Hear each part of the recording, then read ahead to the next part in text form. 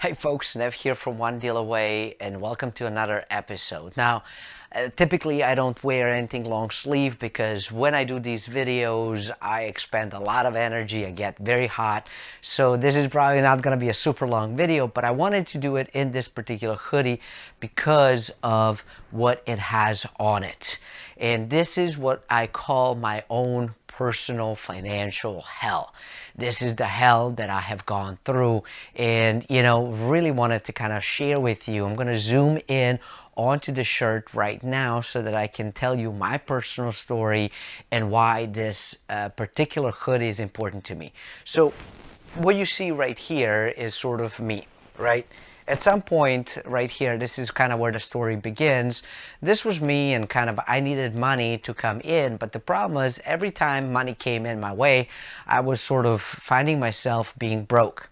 I wanted to go in and find out of what it is that I can do, like why is this happening? So what was my answer following the traditional way to look at money and wealth and income? Well, it was pretty simple.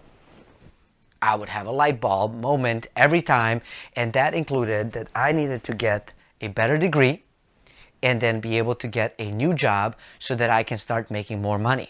Well, the problem was that every time I started to make money, I would find myself right back to being broke, lending me to yet another bright idea that I needed to get yet another degree so that I can make even more money. And that is what the frustration, which is basically the end result that I have faced.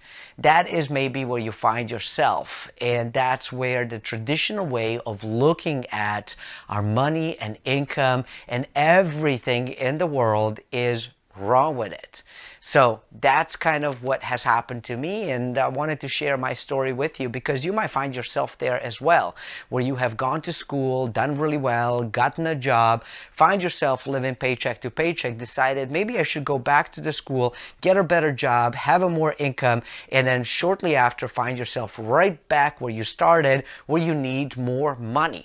And maybe the school and traditional way to look at stuff is good to a point, but I think there's some pieces of education that are definitely missing from our lives. And that's what I want to share here with you. And that's financial education. Look, most of us understand that you have to have some sort of income coming your way so that you can pay for good things in life, right? But what happens is that we have all of these expenses that are taking our money away, and the end result is that we end up being broke yet again. That is not a good feeling. So why is this happening? Well, the reason that this is happening is fairly simple, and that is that most of us have been taught about the income statement, okay, where money comes in. Okay, money comes in, and then money comes out for the expenses, right? So this is expenses, this is income, and then it just simply leaves us. Well, that leaves nothing to go into our balance sheet, which is what we should be focusing on, okay? And the balance sheet is basically you have assets right here, you have liabilities, and you have equity, meaning things that you actually end up owning.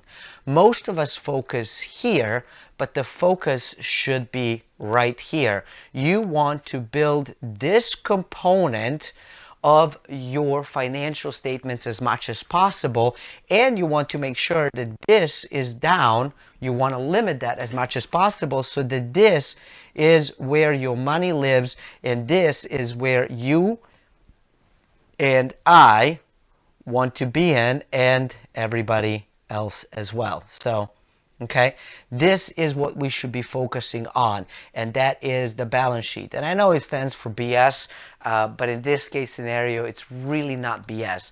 This is where our focus should be. Most of us are focusing on income, making money come in and wanting more money. But what ends up happening is that as our income, okay, hold on. Let me draw this again. As our income goes up, we as human beings also end up making our expenses go up.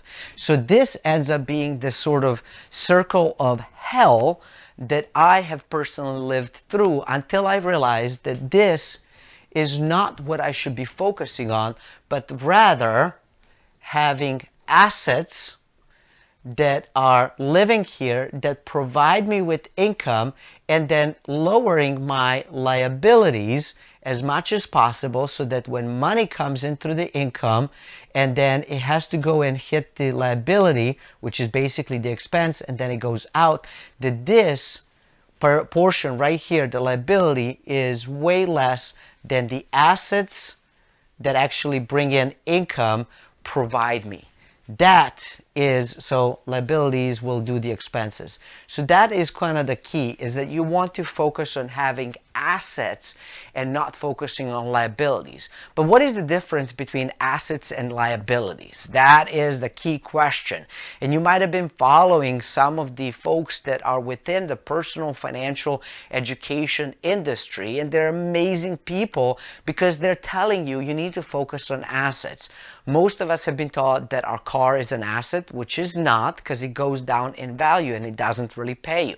Most of us have been taught that our house is our asset, but it's not, because again, it doesn't pay us. It costs us money every single month to put out there. Most of us have been taught that stocks, for example, are an asset, which they can be, but the problem is that the stocks are overpriced at this very moment. And even with the crash that we've experienced over the past month and that big old yo-yo thing happening with our money, we are realizing that this is heavily manipulated, and it's stacked in the favor of the casino. I call it Wall Street Casino for a reason, because every casino that you go into, you might win a game or two, but the longer you play and the longer you stay, more you lose. And that is what's happening. I think spending some time to learn what real assets are, and in my opinion, real assets are things that actually pay you on an ongoing basis, and it's not just in appreciation of value at some point in the future, because what ends up happening is that, here's the thing. Let's take the asset part, right? So this is that liability, equity, and assets. So let's say I have 10 assets, right? Whatever that 10 is.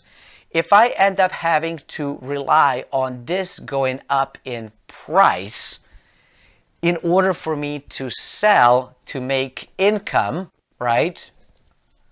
Okay, income, expenses, in order for me to make income so that I can live. So let's say that that ends up happening. Well, if I sell one, I am down to 9. But eventually I run out of money, so I have to sell another one, and then I come to 8. And this ends up dropping in value so that I can make income happen. Our job is to think through strategically of what a true asset is. So true asset.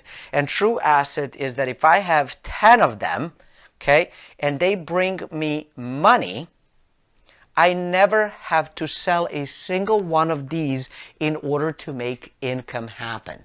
That is what true asset is, and that is a shift in methodology and in thinking of what needs to transpire. So our job is to stop thinking about assets just going up in price so that I can sell it at some point in the future, because that's what's happening with a lot of people who are getting to the retirement. They're looking at it saying, not only does the price go down in value, right, which it has been for the past a month and a half or whatever, right, and it's, again, playing a yo-yo, but, you know, because when they sell everything, you are left with nothing to sell. Then what? Then what ends up happening? Because you can retire at, say, 70, but by 80, you run out of money. Now what? Now you have to go back to job? I don't think that that was the original plan for most people.